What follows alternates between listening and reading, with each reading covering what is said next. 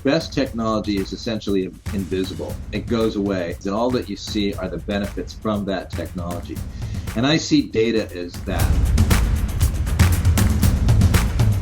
The sustainability issue for us really ties back into awareness of the larger context, the whole idea of data and understanding it, and using AI to process the giant amount of data resources that come from a connected city and turning it into useful information that people can use in their daily life to plan ahead.